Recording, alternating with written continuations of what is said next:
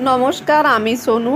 আজ তোমাদের সঙ্গে দোকানের স্টাইলে দারুণ রসালো মুচমুচে বালুশাহী মিষ্টির একটা রেসিপিতে সবাইকে স্বাগত জানিয়ে রেসিপিটা শেয়ার করছি। আশা করছি ভালো লাগবে। তো চলো পুরো ভিডিওটা দেখতে থাকো, স্কিপ না করে শেষ পর্যন্ত। আর বাড়িতে যদি এই রেসিপিটা বানিয়ে থাকো অবশ্যই কমেন্ট বক্সে গিয়ে কমেন্ট করে জানাতে ভুলবে না। রেসিপিটা বানানোর জন্য একটা বড় আমি বোল নিয়ে নিয়েছি, তার মধ্যে দিয়ে দিচ্ছি হাফ কাপের মতো ময়দা আর হাফ কাপের থেকে একটু বেশি আটা দিয়ে দিচ্ছি। তারপর দিয়ে দিচ্ছি 1 চিমটির মতো লবণ। যে কোনো মিষ্টির ক্ষেত্রে অল্প লবণ দিলে কিন্তু মিষ্টিটা খেতে বেশি সুস্বাদু হয় বন্ধুরা। তারপর শুকনো উপকরণগুলো ভালো করে মিশিয়ে নিয়েছি আমি। এরপর দিয়ে দিচ্ছি আমি এই 4 চামচের 2 চামচ ঘি। তোমরা চাইলে এখানে সাদা তেলও ব্যবহার করতে পারো, তবে ঘি দিলে মিষ্টিটা খেতে বেশি সুস্বাদু হবে বন্ধুরা। তো আমি 2 চামচ ঘিটা আগে দিয়ে দিচ্ছি। ঘিটা দিয়ে আমি এর মধ্যে দিয়ে দেব 1 চিমটির মতো খাবার সোডা বা বেকিং সোডা দিয়ে দিচ্ছি। বেকিং সোডাটা দিলে এটা কিন্তু ফুলে বড় হবে আর মুচমুচে হবে উপরটা। সবগুলো উপকরণ এখন ভালো করে ময়ানটা মিশিয়ে নিচ্ছি।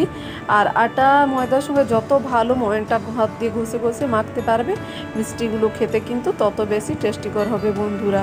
এখন ভালো করে হাত দিয়ে এটা ঘষে ঘষে মেখে নিয়েছি। যখন দেখবে হাত দিয়ে ময়দাটা এইভাবে ডেলা বেঁধে আসছে, তখন এর মধ্যে দিয়ে দেব অল্প অল্প জল। অল্প অল্প জল দিয়ে ডোটা বানিয়ে নিতে হবে। এই ডোটা কিন্তু খুব বেশি নরম হবে না, একটু শক্ত টাইপেরই হবে। আর জলটা কিন্তু একবারে দেওয়া যাবে না, অল্প অল্প জল দিয়ে কিন্তু একটু শক্ত ডোটা বানিয়ে নিতে হবে। তাই আমি একবারে দেখুন জলটা দিয়ে নিই, একবার দিয়েছি, তারপর আবারও অল্প হাতের মধ্যে নিয়ে আমি ডোটাকে বানিয়ে নেব। ডোটা বানিয়ে এটাকে আমি রেস্টে রেখে দেব 10 মিনিটের জন্য ঢাকা দিয়ে।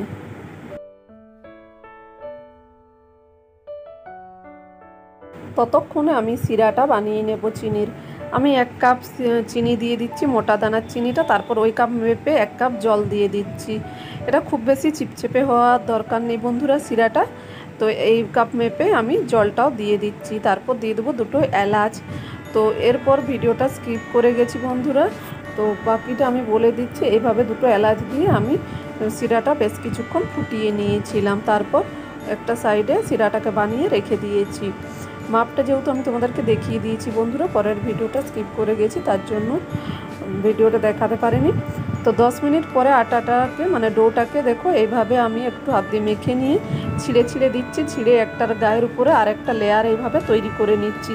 এইভাবে যত খুশি তোমরা পারবে এই ছিঁড়ে ছিঁড়ে লেয়ারটা বানাতে, তত কিন্তু বালুশাহী মিষ্টিগুলো বন্ধুরা লেয়ারযুক্ত বেশি হবে আর মিষ্টিগুলো সুন্দরও হবে। তারপর হালকা হাতে আবারও একটু ডোটা বানিয়ে নিয়েছি, খুব বেশি চাপাচাপি করিনি। ওর থেকে ছোট্ট দেখে একটা আমি লিচি কেটে নিয়েছি।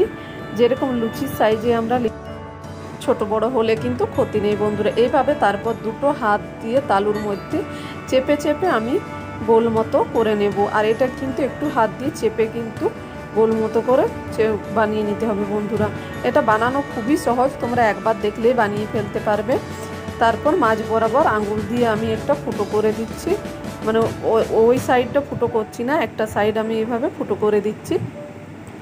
এইভাবে বালুশাহী মিষ্টিগুলো আমি আবারও একটা বানিয়ে দেখাচ্ছি। প্রত্যেকটা মিষ্টি আমি একইভাবে বানিয়ে নেব। আবারও একটা ছোটো লিচি কেটে নিয়েছি।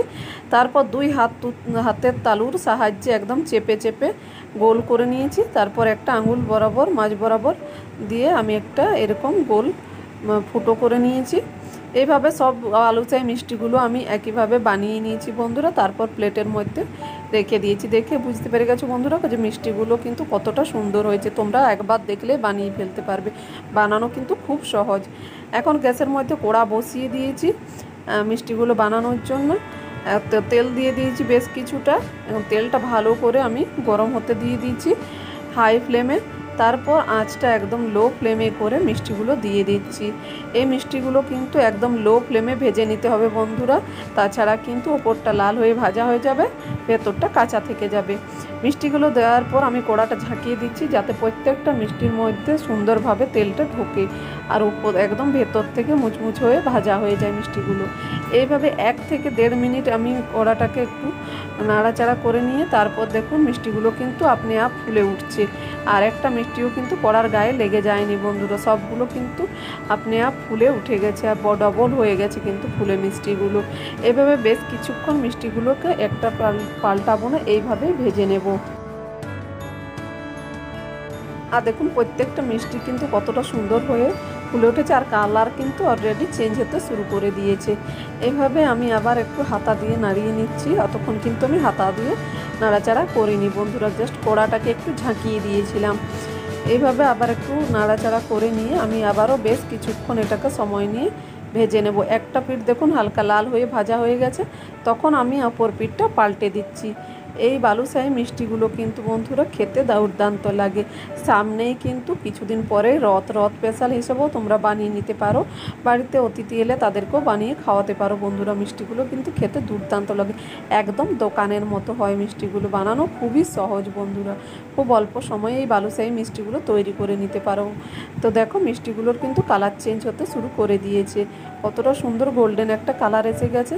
এখন আমি এই মিষ্টিগুলোকে তেল ঝরিয়ে একটা থালার মধ্যে উঠিয়ে নেব।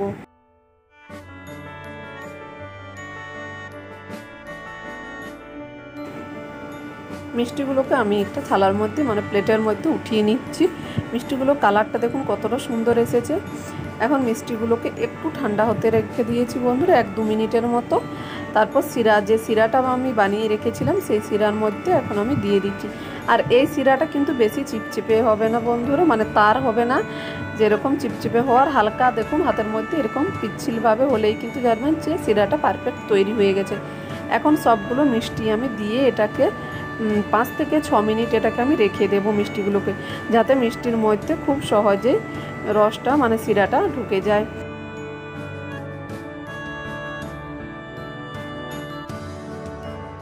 তারপর একটা চামচের সাহায্যে একটু নাড়াচাড়া করে নিচ্ছি, যাতে প্রত্যেকটা মিষ্টির মধ্যে শিরাটা খুব ভালো করে রসটা ঢুকে। তো হয়ে গেল না বন্ধুরা, কত সহজে বালুশাহী মিষ্টি, একদম দোকানের মতো মুচমুচে রসালোদার। তোমরাও চাইলে বানিয়ে ফেলতে পারো বন্ধুরা, খুব সহজ পদ্ধতিতে। রেসিপিটা ভালো লাগলে লাইক শেয়ার সাবস্ক্রাইব করতে ভুলো না, আর কমেন্ট করে জানাতে ভুলো না কেমন লেগেছে।